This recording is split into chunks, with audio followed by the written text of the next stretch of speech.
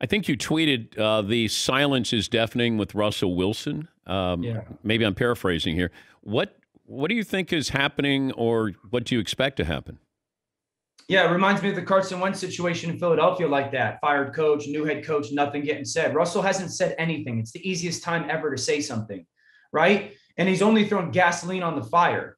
I think there's a lot of layers to this, Dan. I think it starts with Russell Wilson wants out of Seattle right now. I think Russell Wilson has a vision 15 plus years from now to be the Magic Johnson of the NFL, the first guy to go from player to like big time kind of brand business type of guy.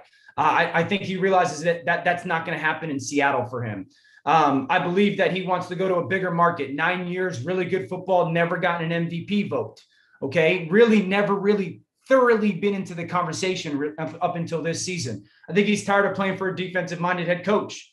I think he wants to be the focal point of a football team, both, literally and schematically, so to speak. And I think that there's a little bit of a heat check. I say this all the time. Quarterbacks have egos, and it's why they become who they are. But I think he's going, I think I'm great, and I think I'm powerful. And he's right. Let me find out if Seattle sees it the same way. Let's find out if Seattle views me same way I view me. And I think Seattle's starting to warm to the idea, you know what, Russ? We're not going to play your game. We're not going to let you be bigger than us. That's why they sent out those letters and he's not on it. Come on. I think Pete Carroll's going, nope, I'm not going to let you play that way.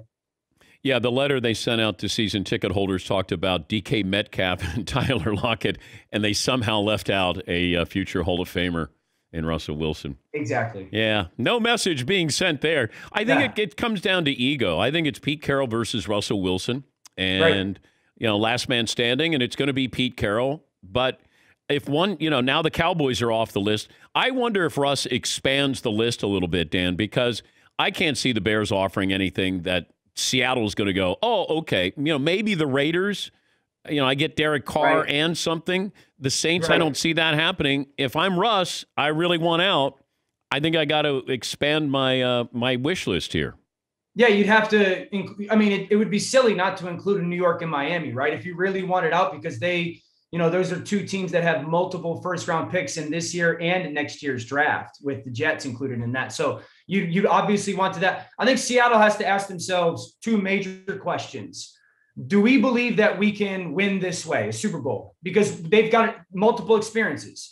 They did it and won the Super Bowl when Russell was cheap, and then they paid him, and they haven't been able to replicate that. So they might sit back and be like, you know what, we tried it this way. It did not work.